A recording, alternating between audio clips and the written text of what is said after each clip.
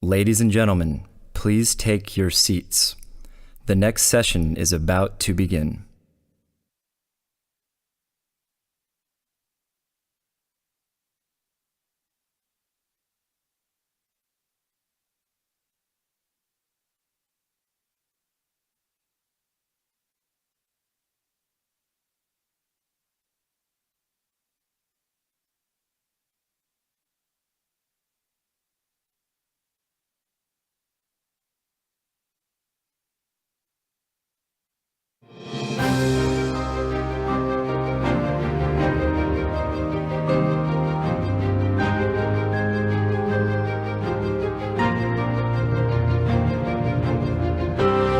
Ladies and gentlemen, please welcome the speakers Dominika Hajdu and Katarína Klingová.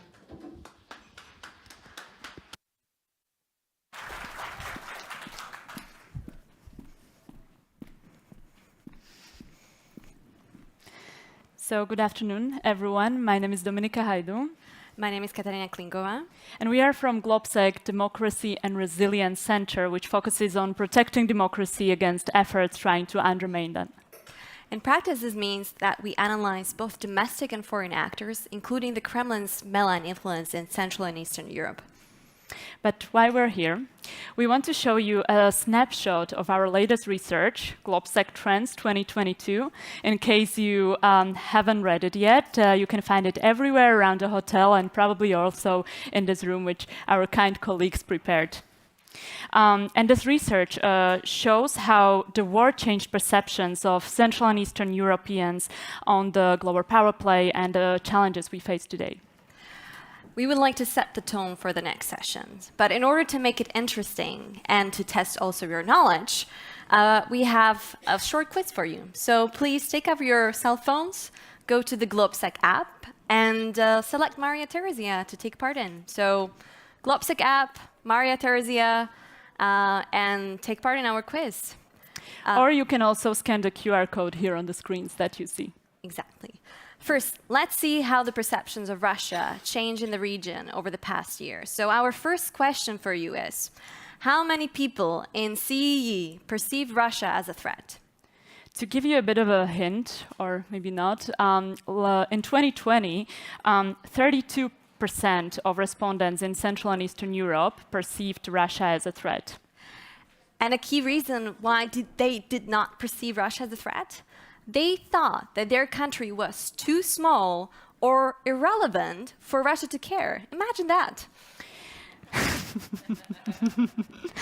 And so the correct answer, we cannot see that anymore, but I saw that the majority of you voted correctly, so it's a hint that you've read already, the GLOBSEC Trends 2022. Yes, we see that. The correct answer was 65%. And while, if we can go back to the slide, please. So while there are huge results, huge differences between the countries, the perception of Russia as a threat has actually increased everywhere in each country in the region. And in some countries, it increased twofold or threefold. But let's see whether the same applies to other areas as well. The change of security environment also impacted how people perceive the Western alliances they're part of. Our findings show that, our findings support what our leaders were saying. We are as united as never before. Now I'd like to ask for next polling, please. Thank you. So we see the rise in support for both EU and NATO membership, which is now around 80%.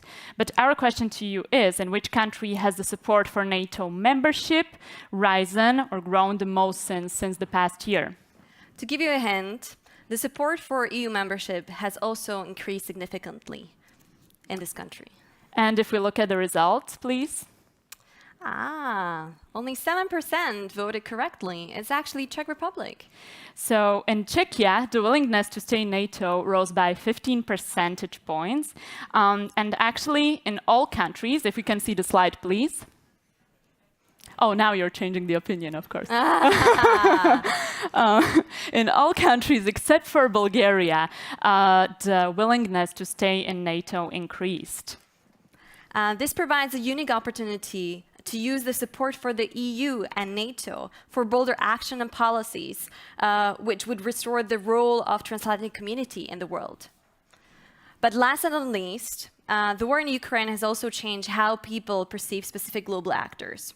Second year in a row, we gave respondents 6 countries, in particularly France, Germany, the United States, the United Kingdom, Russia, and China, and we asked them to select 2 which they consider as the most important strategic partner of their country. Can we please see the polling? Thank you. So whom do you think Central and Eastern Europeans perceive as their most important strategic partner right now? What do you think? Out of the 6-3, who is the most important? Okay, so most of you are guessing United States. Well, if we can see the results, yes. Please. 61% for United States. Actually, it's for both. United States and Germany are both perceived in a similar way as the most important strategic partner for Central and Eastern Europeans. So those who guessed both countries were correct. So as you can see on the slide, the results from this year are in the black color. And actually, Germany and the US are both perceived as a strategic partner by around 45% of the respondents. But despite the fact that Germany and the US are perceived on the same level or by the same amount of people as a strategic partner this year, last year it was really different. So Germany was, really the top, and the US was far behind. Yeah, from the chart we really see that people are well aware of the important role the United States is playing in the region amid the war. Respondents really realized that the United States is a key ally and a partner ensuring the security in the region. And on the other hand, the weak reaction and indecisiveness of Germany resulted in a decline of perceptions of Germany as a strategic partner. Therefore, the question stands. Who will be the next leader of the transatlantic democratic space? And how do we navigate in the new geopolitical dynamics and power play? Let's hear the speakers.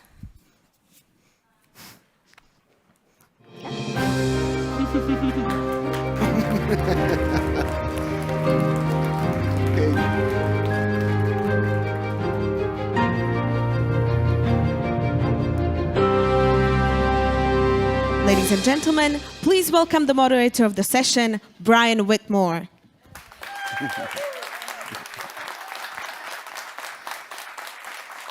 Thank you. Thank you. I'd like to welcome everybody to the last panel, Old Story, New Chapter, the return of power politics. And just by the way of quickly framing this up, I'll say what I told my students after February 24th, is that what's become clear to me now is that we're moving into a world that resembles more the one I grew up in than the one they grew up in. This is the end, it feels like, the end of this era of post-Cold War optimistic globalization is over, and we're moving into a period of a divided broader Europe. I want to be careful how I say that. I don't want to say a divided Europe meaning the EU, but a divided broader Europe. And right now we're looking at where those lines are going to be drawn and what that's going to mean. And to discuss this, I want to ask our awesome panelists to come to take their seats. Melinda Haring, my colleague at the Atlantic Council. Mendras of Sciences Po University in France. Alena Kudzko of GLOBSEC, of course, and Amanda Paul of the European Policy Center. And please just allow me to get myself all organized here. Get my glasses on because I'm an old man and I can't see without them. To get the ball rolling, I did want to start with you, Melinda, because we, as I said in my intro, we appear to be entering this period of great power competition in a divided broader Europe, with the war in Ukraine, with the gains Russia is making in Belarus, with the lines of where this is going to be drawn are being decided right now. Are they going to be drawn down the middle of Ukraine? Are we going to have a partitioned Ukraine? Is all of Ukraine going to be on the western side of that line, as we would all prefer?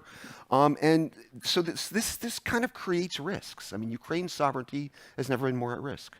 Moldova's sovereignty has never been more at risk. Georgia's sovereignty. Any of these countries that we kind of see in this gray area, not NATO allies, but NATO partners without the Article 5 guarantee, there's a risk to their sovereignty. There's also an opportunity right now as we're entering this new period. How do you see this playing out? How do you see the risks and the opportunities at this moment? Because I know you pay a lot of attention to this part of the world at the Alena Council.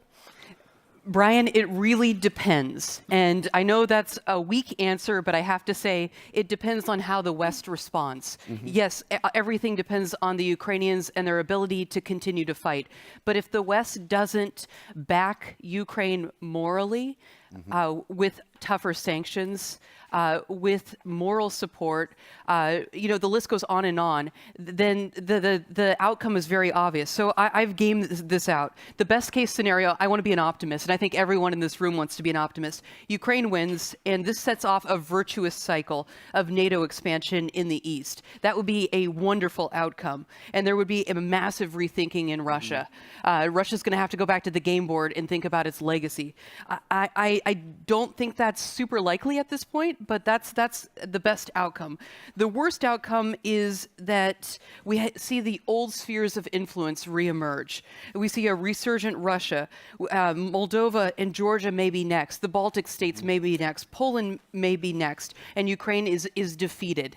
I don't think that one's likely. I think the most realistic scenario is that Ukraine cannot hold Russia back and we get a frozen conflict in Ukraine. I don't want to say this. I don't want to be a cheerleader. I think we have to look at the situation with cold analysis. The situation in the Donbass is really serious. The next 2 to 6 weeks are going to be key.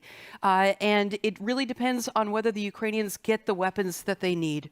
And then I think we're going to see, under this scenario, we'd see a subsumed Belarus and we'd have a gray zone with Moldova and Georgia. Right. Well, just sticking with you for a moment, Melinda, I mean, how are we doing? I mean, you say so much depends on the West. And we were looking at the GLOBSEC Trends report, which kind of gave our country, the United States, a lot of credit for leading on this. How is the broader West doing, and how is the United States doing in assuring that we get to this good outcome that we want here as we enter this period of divided Europe? So I'm going to let Paris speak for Paris and Berlin speak for Berlin. I'll speak for Washington, and I'll grade the Biden administration. I think Biden administration probably gets a B. We're about 3 weeks. I'm an American, so I'm going to say we in the American sense. We're about 3 weeks late to the game every time, Brian. We are great with rhetorical support. The administration has too many realists in it for my taste, and they think it's Yale Law School, and they want to debate the finer points of escalation when Ukraine needs heavy weapon systems now. So with the decision on the MLRS, they debated it for weeks and weeks, and the Ukrainians are saying they're outgunned and outmanned. So the mood in Washington is 2 steps forward, 1 step back. So President Biden will put on the gas, and then they hit the brakes, and they see what happens. And if you want to defeat the Russians, that's not how you do it. Yeah. But they're getting better and better. Yeah, no, as Winston Churchill has said, the United States always does the right thing when we've exhausted all the other options. I want to move to talk about France. You said you'd let Marie speak for France, so I guess we'll move to Marie. And I mean, I was going to ask you about Russia, and we can move to that because I know we both are kind of we both follow Russia. But I did want to kind of follow up on where Melinda was going there. President Macron today again insisted he's going to kind of somehow magically forge some magical peace agreement with Vladimir Putin. There are concerns that maybe Paris might be a roadblock to Ukraine getting fast-track EU candidacy. I was wondering if you could comment on how this situation looks from Paris and what the rationale is there, as Melinda explained, the kind of the rationale in the United States. First, like Melinda, and I guess most of us here, I believe that it all depends on European and Western support. Because we have no doubts about the Ukrainians' will and capacity to resist. The problem is that it might be a lasting conflict. So we cannot do what Emmanuel Macron tends to be looking like doing, which is to believe that the best option is to find a way of stopping the war early, right, and get some kind of deal. I know Russia and Ukraine well, So I know this is not an option. And I think where I am, in a way, more optimistic than you and Melinda, is I believe that a grey zone of weak states, states with weak sovereignty, that are constantly under the threat of some kind of aggression, which can be simply subversion. Remember, only 3 months ago, Russian subversion was seen as very aggressive. So now we tend to forget that even if the heavy fighting and bombing stops, if we still have the same regime in Moscow, that will continue everywhere and also in our own countries. So I am more optimistic that this cannot be an option, even if it's a bad option, the gray zone. That won't happen. The Moldovans won't let it happen, the Georgians won't let it happen, and the Ukrainians won't let it happen. So the problem is to convince the French, the German, the Italians, that there is no in-between solution for the in-between states. And since the war and the monstrosity of Russian army and Russian leadership behavior, we still believe that Putin will be a rational human being and not a crazy, insane dictator.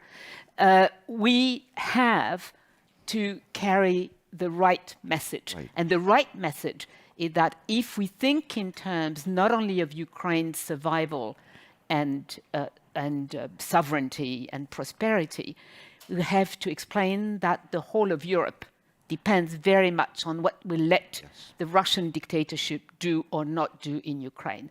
So the first step, and this is an emergency, is to vote the candidate status for Ukraine, maybe Moldova, Georgia as well, soon after, on the 23rd of June. Yeah. And then there's plenty of time to see how we can go for a faster track if necessary.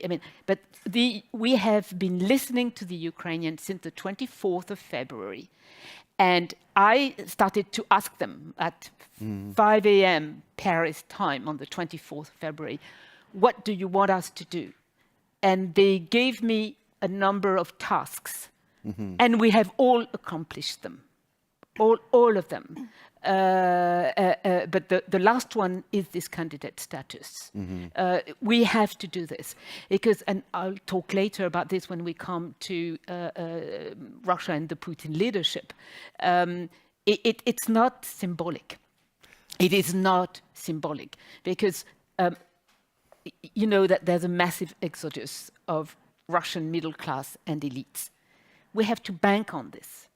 And when they see that Ukraine is already one step in the European Union and soon one step in NATO, and that other in-between countries will follow suit, then something will really happen inside the Russian elites. While all this is happening, and this is something that's been really bothering me, there is a lot of pressure being brought to bear on Ukraine to kind of reach some kind of so-called land for peace solution. And what is really lost in this isn't just land for peace. There are people living on that land. And we've seen in Bucha and Mariupol what happens to people who are living in parts of Ukraine that end up being occupied by Russia. And this is one of the things deportation, forced passports, forced language. It is monstrous. I cannot find any other word for it. And it has to stop. This is why, when Emmanuel Macron and other Western heads of state and government. He's not the only one. He just may be a little more stubborn, a little more candid, but I think some of our rulers in Europe do not quite understand or do not want to understand that the war and Putin, the dictator, they are one and the same thing. There will be no Putin leadership if the Russian army is defeated in Ukraine. And there might still be a Putin dictatorship if we don't support Ukraine to a full victory. And the bad option, which would be a partitioned Ukraine, would be much worse than the situation of the spring of 2014. Of course. Yeah. Much worse. But we had that experience. That was a total disaster. Yeah. You remember how during 7-8 years, Putin led us by the nose, we'd say in French, saying that Ukrainians didn't want to abide by Minsk, when in fact Putin didn't need Minsk. He already had what he wanted. He was spoiling Ukraine, and that was enough. And that's why, because we thought he had enough with spoiling the Ukrainian state, and we didn't believe, most of us, that he would go for a total crazy war of destruction in this big country. So we've been mistaken. So the man now and his regime has become very toxic. And I don't believe that looking for a solution or a reasonable exchange with Vladimir Putin can lead anywhere, because he is now too much out of his own mind and too much into the violence pulsion to desescalate. And we can talk to him, but that's only feeding his paranoia. And in actual fact, if you remember, between 2014 and 2016, we all stopped talking to Putin. He didn't travel to any of our capitals. And I think that was the right thing to do. And we should have continued, because the fact that we renewed with Putin was that we accepted a partitioned Ukraine. Yeah, and there's this constant pressure to get back to business as usual, which I find just puzzling and perplexing, and I'm being polite. I really find it appalling. But I'm hoping you're all going to help me find the right arguments to bring back to Paris. I really hope so, and I think just the opinion polls just show that France is a bit low as a strategic actor. I want to get, because this is important, not just maybe for outcomes. Emmanuel Macron doesn't know it. This is important for transatlantic unity, which is crucial here, and this is what I want to turn to, Alena, because this is you work on this. I mean,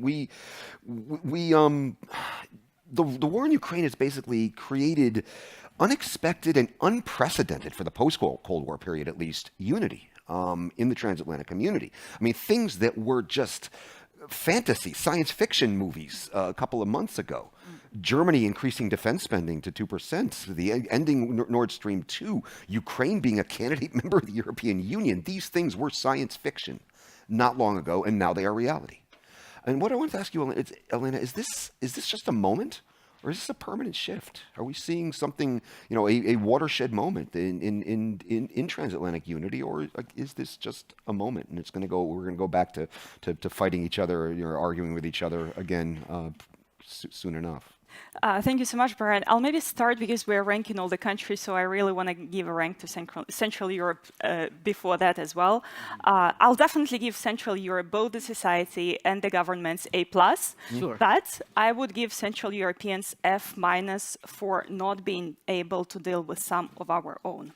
And I mean some members of the region who are part of our inability to find solution and to have a united front already now. In it, we talk a lot about this, whether it's the transitory moment or whether we're going to be continuing with this unity. And I don't want to focus on the negative scenarios, because those are easy ones. Those are the ones that happen if we don't do anything. But we can do a lot to make sure that the negatives don't happen.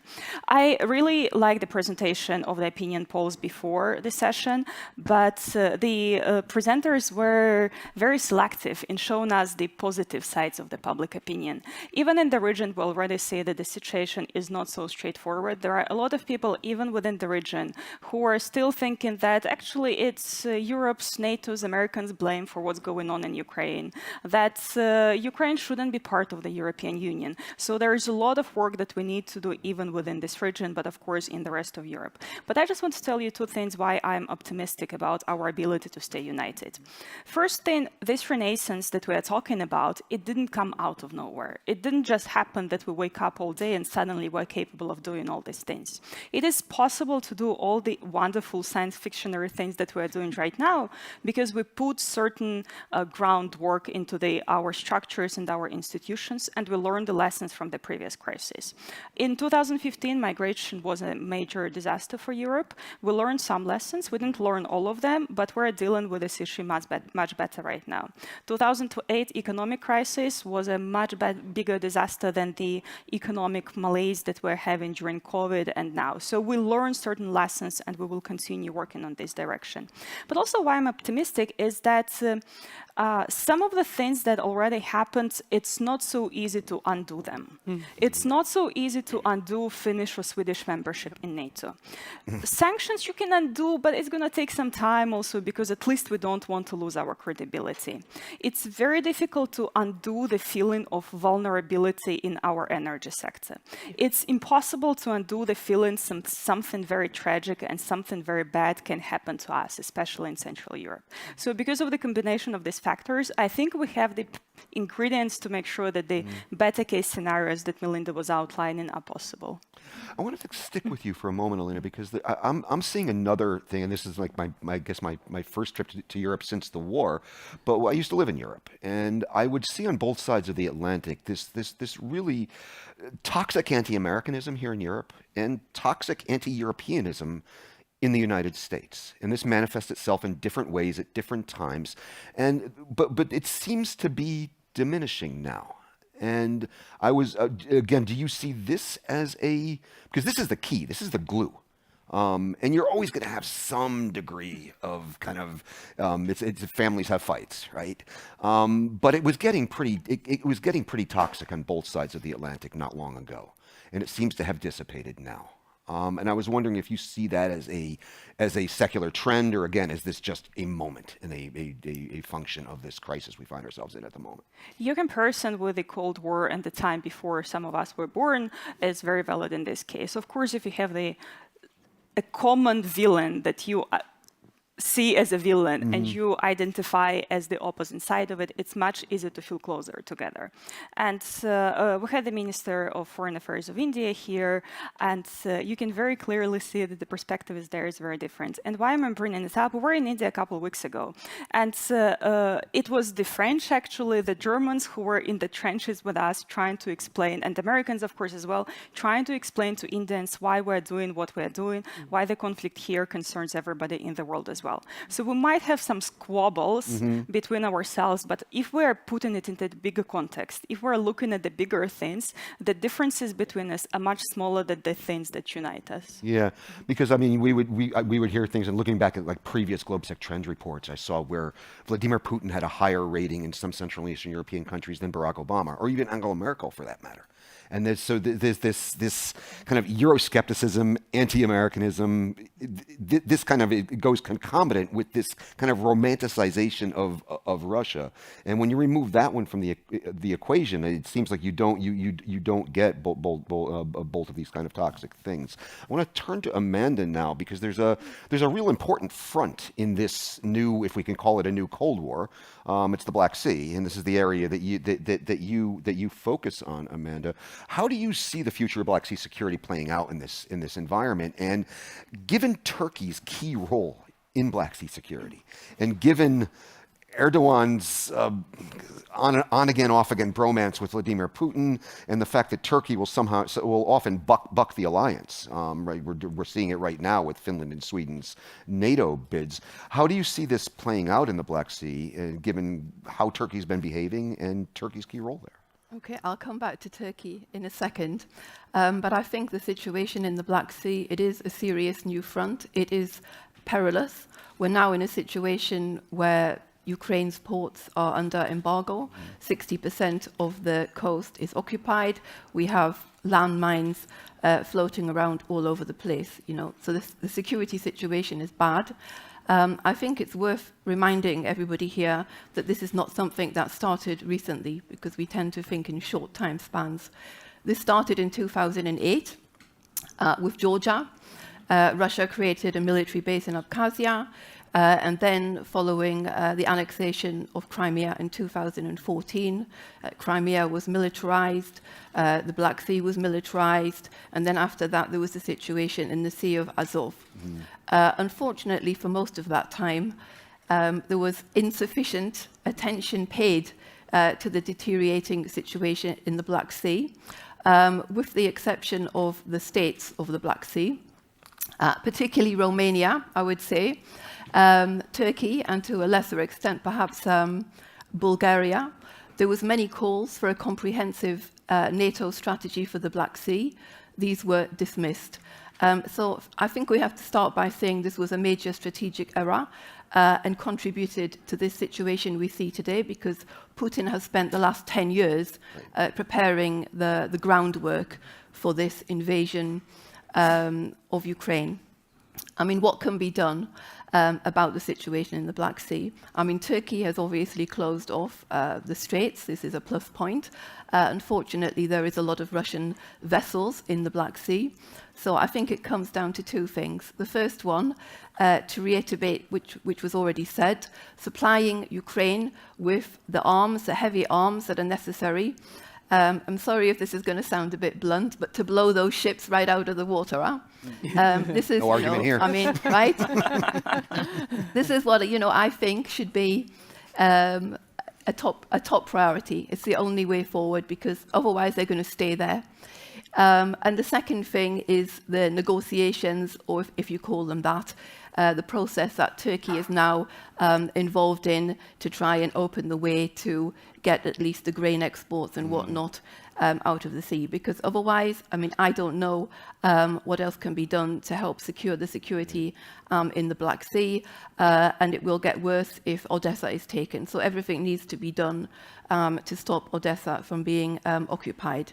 Now, when it comes to the role of Turkey, I mean, I would say, as we all know, Turkey has tried to have a balanced role. But I mean, that balanced role, in my opinion, has definitely tipped in the favor of Ukraine.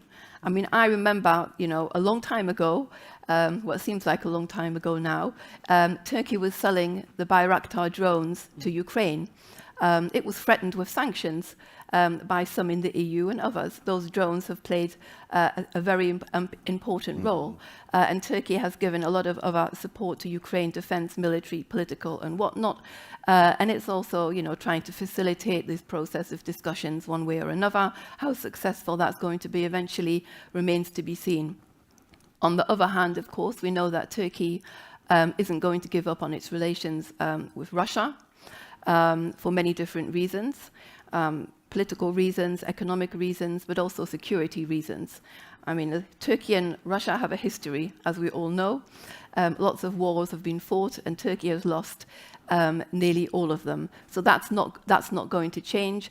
And also, Russia obviously has leverage on Turkey in many other theaters, whether it's Syria or whatnot.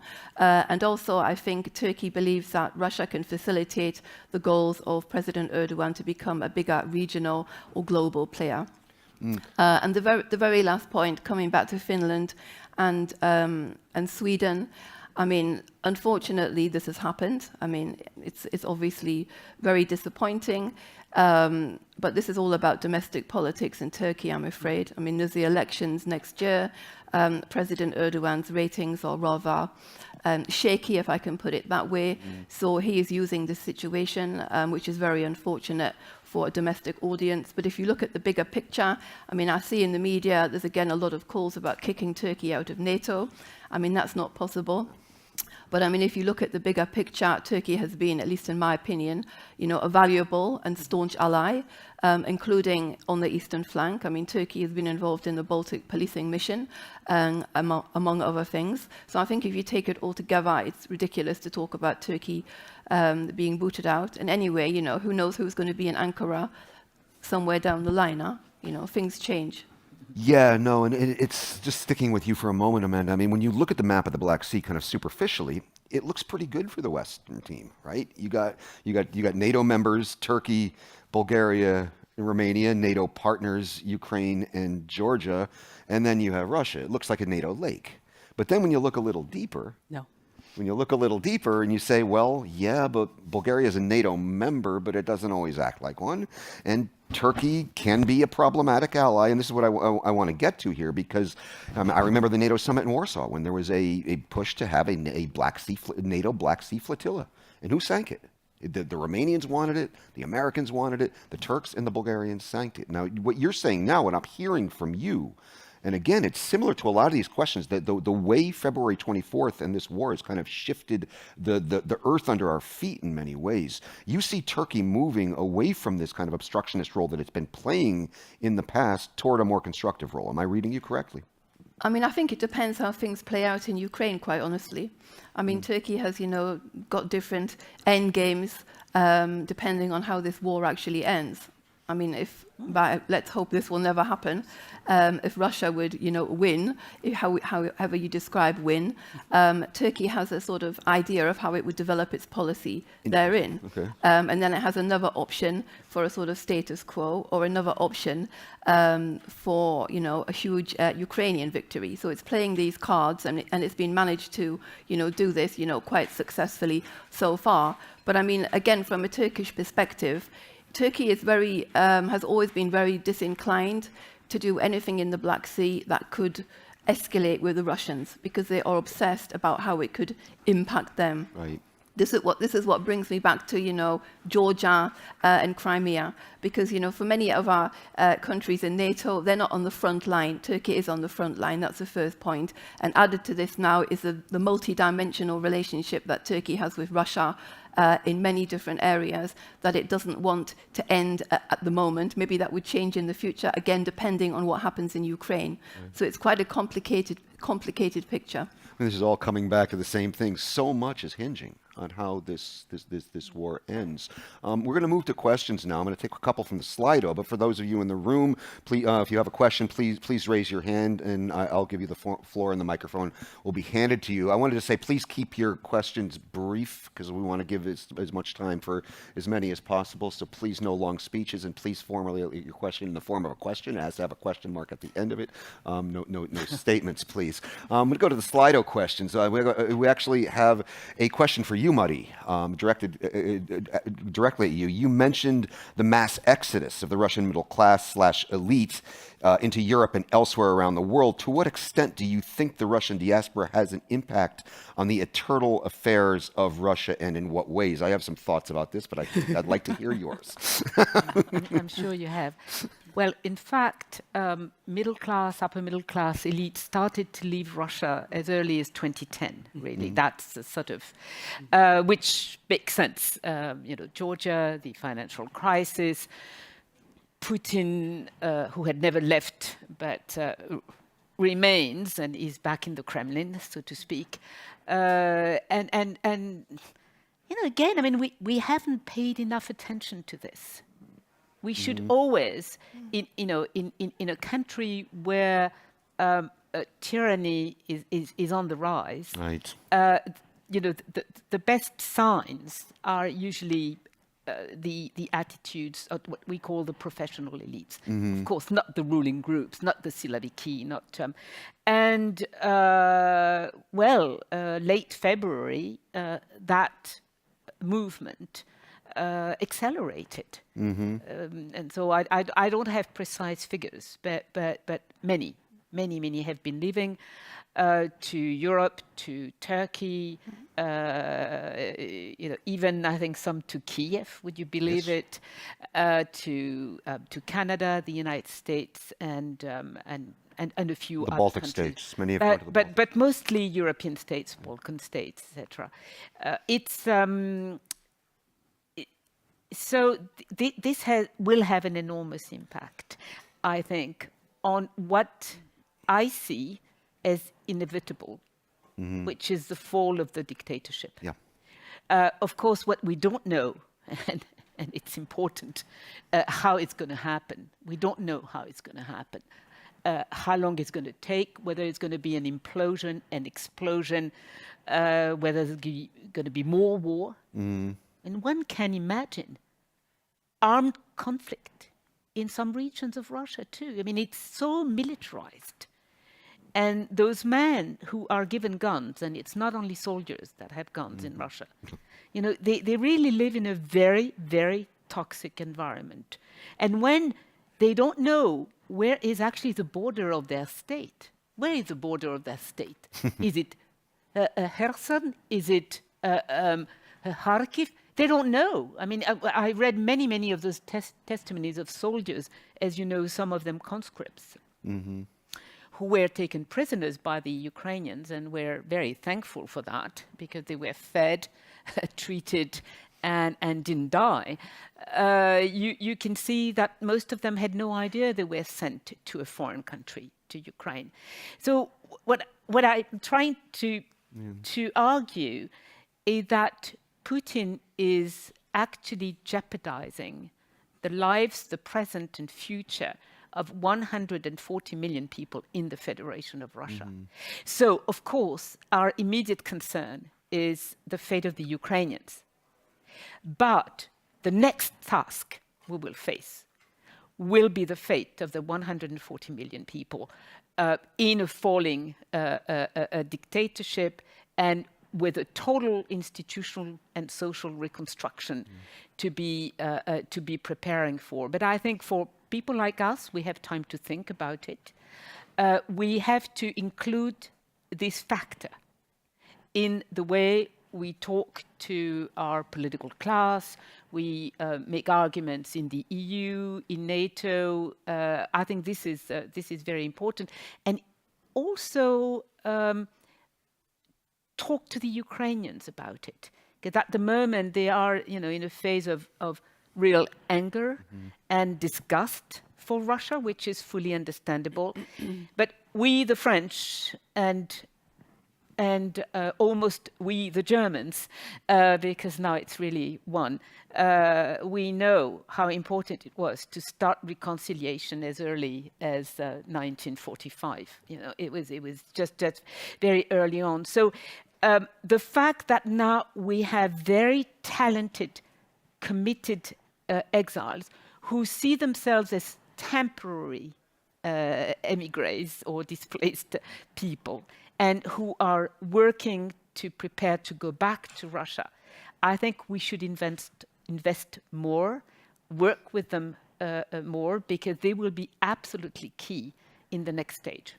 I think we need to do more research on them. So Yes. the big three Yeah, it would cities be were, good to do that. Yeah, Tbilisi, Istanbul, and Yerevan. And there's a lot of anecdotal reporting that says that they're going back. So they have a lot of Russians have older parents that they have to take care of. They go back and forth. They go back and forth, and they can't move a huge amount of money. And yes, the IT sector, the IT guys are able to move, but outside of that very small, Yes. narrow group of people, there's not a whole lot of Yes. long-term mobility. Yeah, no, this is something. I mean, many more would be leaving if they didn't have an aging parent. Many left because they felt it was or because they don't have the money. more efficient to fight the regime from abroad than it was to fight it. It's impossible to fight the regime now. from within. But they are fighting them from abroad. Outside Russia, but I from think the it- question, though, was do these people have any political power? Do these, elites that we all look to, the They brain do. drain, I'm absolutely sure they do. I mean, maybe they don't know it, but they have a formidable political potential. Because maybe then I will sort of go back to the thought that I started earlier, and going back to Emmanuel Macron's position, for example. I know that one of Macron's impediment in thinking that, we maybe the solution is not in Moscow to the war, is that he, like many, is afraid of the unpredictable future in the Kremlin, and is afraid of a form of vacuum in Russia. Yeah. And I don't know why, but many of our rulers and our political class are simply afraid of change in Russia. So those Russians who live outside the borders, they have a big responsibility. I want to get some questions from the audience. So please, if you have a question, or please raise your hand. This gentleman over here. Please stand and state your name and affiliation. Roman Kowalczuk, East European Strategic Forum. A question goes to Ms. Amanda Paul on Turkey. Don't you think the acquisition of F-35 fighter jet and Patriot anti-missile system by Turkey will be a reconciliatory step that will open a door to NATO membership for Finland and Sweden? Thanks. Yes, that's possible. But I mean, we don't know if that's going to be the only request that comes from President Erdogan. I mean, I don't have a crystal ball, so I can't tell you for sure. But this could, certainly help. But of course, they still have the, the Russian equipment in Turkey, if I can put it that way. And I think that it may involve more than that. But I mean, it's possible there could be a solution to this tomorrow. It might take a week. It could take 2 months. Who knows? Turkey will decide, and in the meantime, everybody will be very frustrated and annoyed. Any other questions? I can't see behind me. Oh, yes. Oh, Natalia. Thank you. Natalia Arnaud, Free Russia Foundation. Marie is right. Russian pro-democracy civil society is now, and media, independent media, they are transiting into exile. At least 500,000 of people left since the beginning of the war. Some numbers are saying 4 million, but we are verifying those numbers. Tbilisi and Vilnius are capitals of exiled Russians at the moment. But it's still, even when you are inside, it's possible to fight with the regime. A lot of people are doing that. We have more than 16,000 people detained since the beginning of the war for their very obvious anti-war position, even though there is a brand new law when even for the word the war you will be in jail for 15 years. And Russians are doing a lot of other things, changing price tags to inform about the war, setting conscription centers on fire, doing many, many other things. There are over 1 million Ukrainians who were forcefully deported to Russia. They are trying to help them to escape. And it's a very long route from Vladivostok, for example, to the border in the west. So please remember that, yes, there are these people. We stand with Ukraine. We do everything. And again, our ultimate goal is complete victory of Ukraine, complete defeat of Putin, and ultimately regime change in Russia. Yes. Thank you. Yes. It's true. Resistance is real. It's real. Yes, inside Russia. Does anybody want to add anything to that? Can I very quickly, just on the point of exiles, is of course we're talking about Russia, which is a huge country, but there is another country which in a way served as a little sandbox, including on the issue of how politically powerful immigrants are, and I mean Belarus. Hundreds, dozens at least of thousands of people, maybe more, we don't know for sure, left the country. And so that's been going on already for the past 2 years. But the political, not even political immigration, but the people who left Belarus for a combination of reasons. Some left for security concerns, some left because simply they wanted to have a stable jobs, company were closing. So not all of them are political activists who left, but they have tremendous potential to change the situation in the country. One way is all the ways that Natalia outlined, but also there are other ways. First is the myth busting within the country. Like Belarus, Russia is increasingly a country with a very controlled media environment.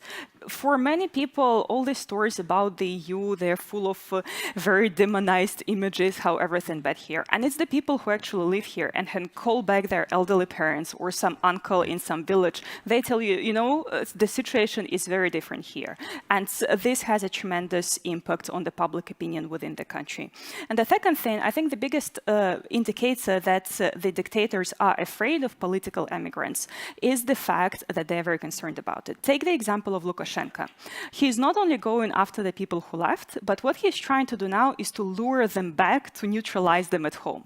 And they go way and beyond every imaginable means to make sure that they go after them. For me, this is the biggest recognition that these people matter a lot, and he is very afraid of them. He hijacked an airplane to grab Roman Protasevich in This is why I think I would like just to build on what you just said about Belarus. Putin has lost Belarus.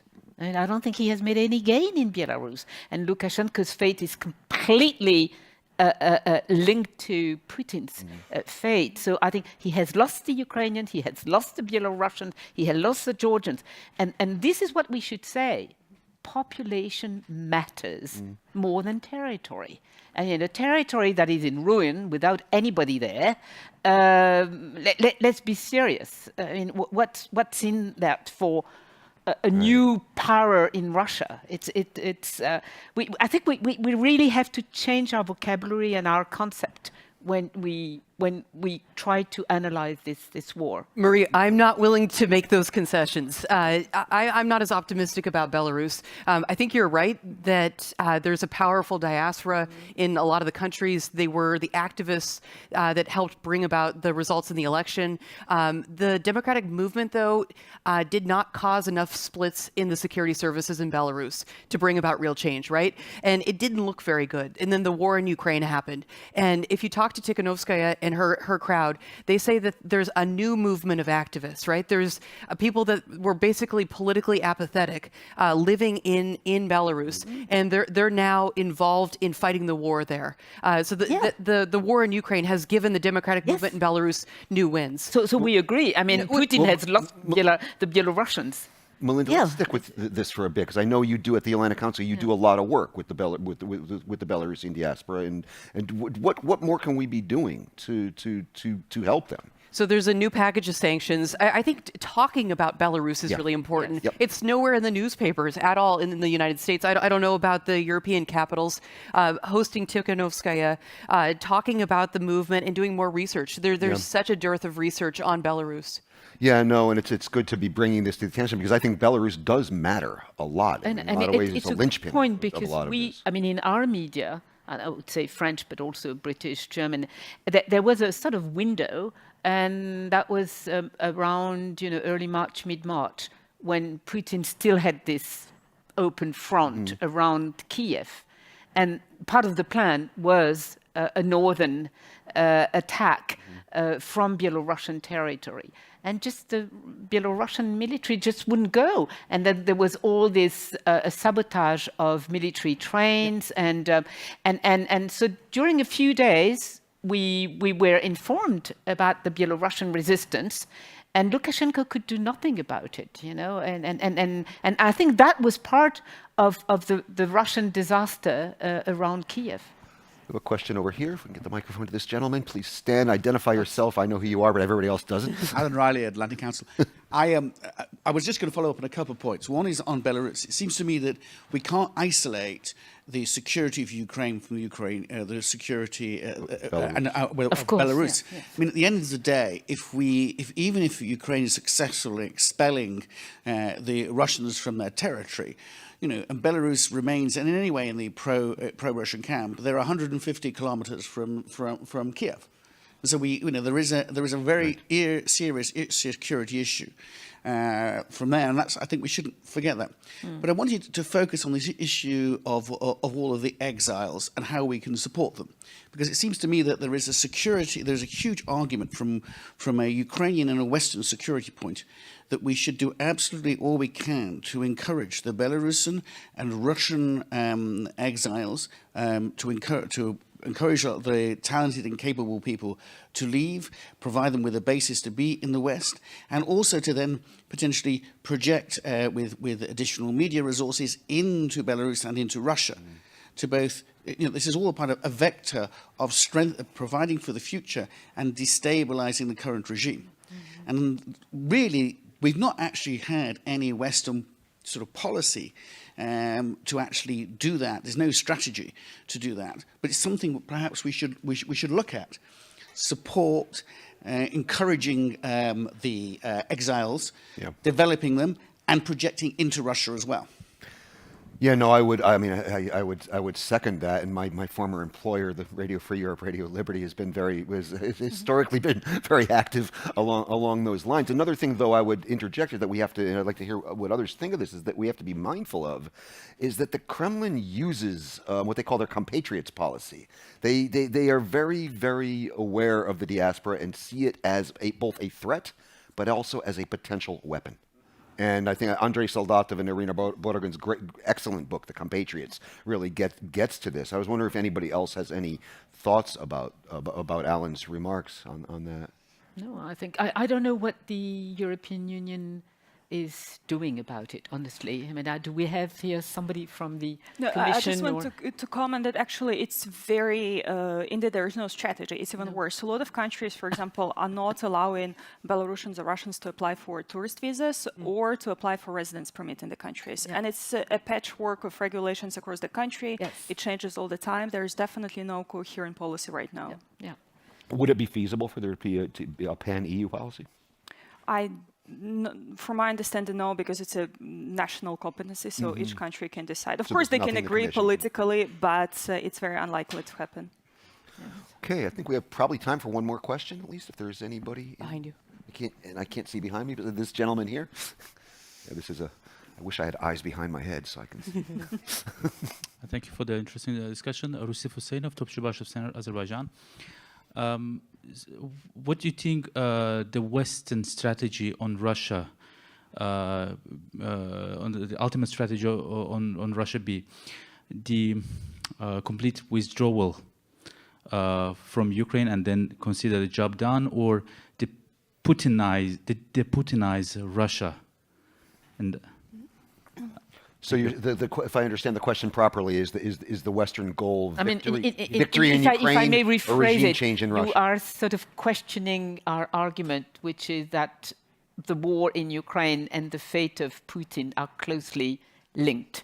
That is, I think it's difficult to imagine that Russia is fully defeated, has left the territory of Ukraine, and that Putin is still in power. Yeah, correct. So then we don't have to deputinize. But if something has to be done against the dictatorship, it clearly has to be done by the Russians, both the temporary diaspora and people inside. I think people know it, and also people in Ukraine did get it, that they had to do the job first inside their own country.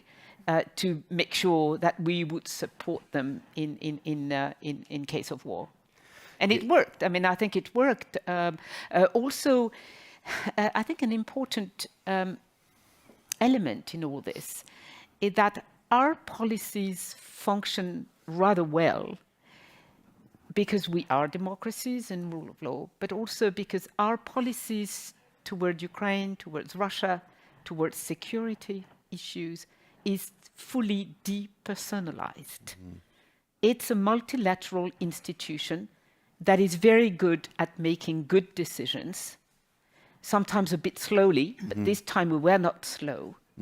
Whereas the non-democratic regimes go for hyper-personalized bad decisions.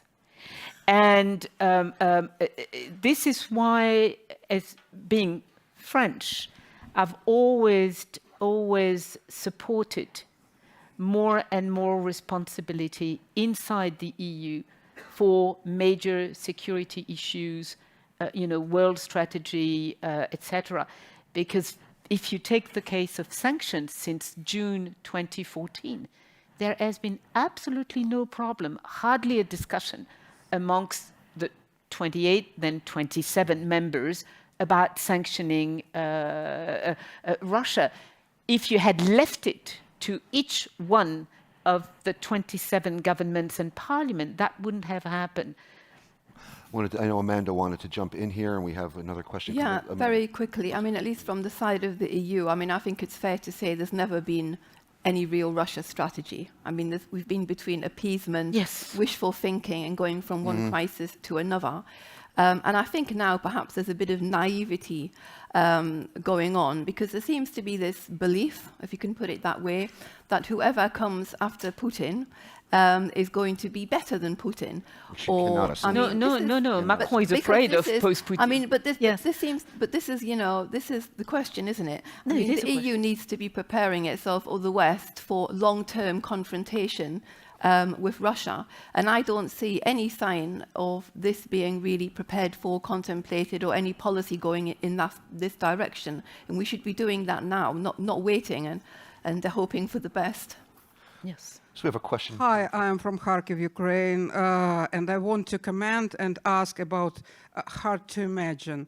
For the last 3 months, what I'm doing for living, I am just making videos of the destroyed schools, universities, whatever, and I want somehow to see an answer how to get rid of wishful thinking when we are thinking about Russia. Because there is absolutely nothing impossible about Russia. I am absolutely sure that Putin can survive even the great defeat in Ukraine.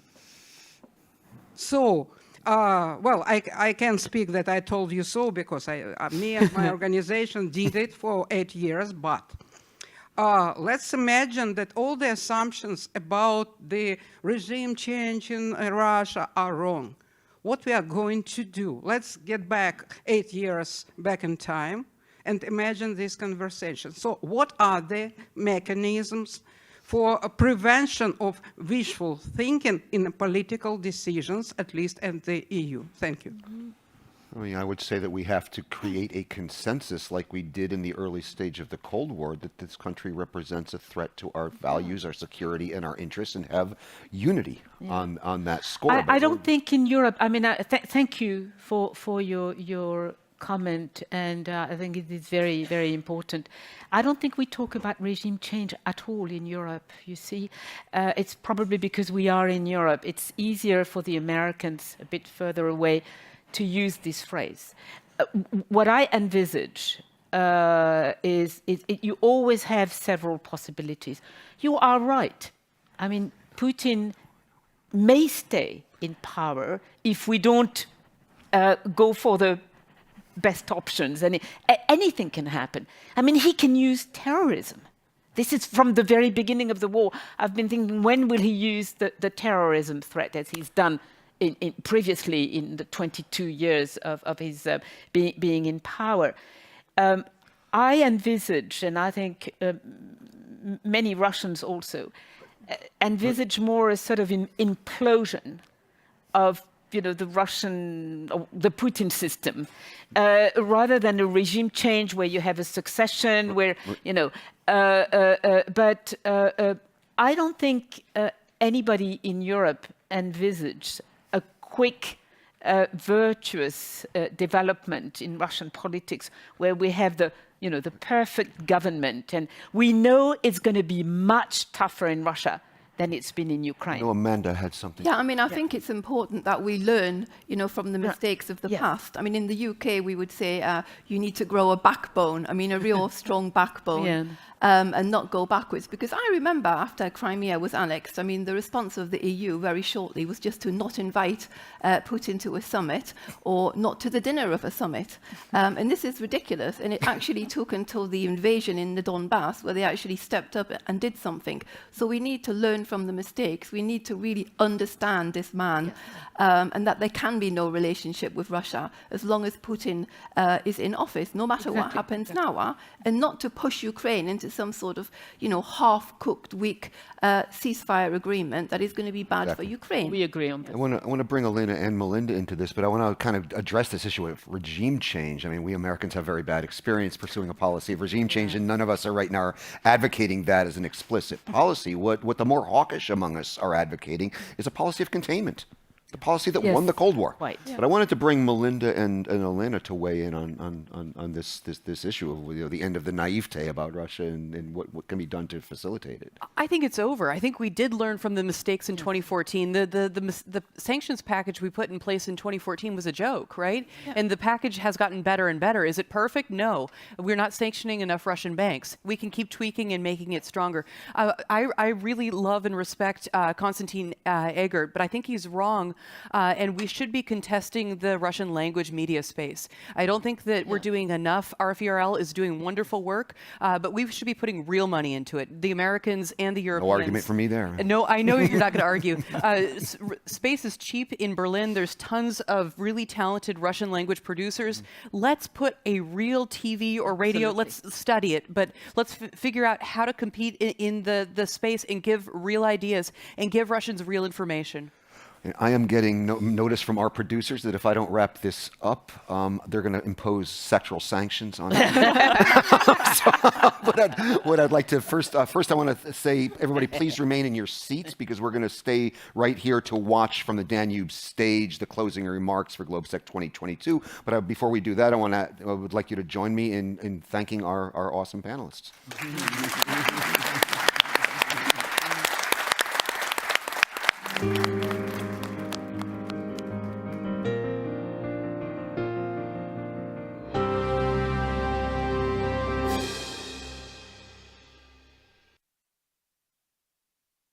the answer is the Facebook one. It's complicated.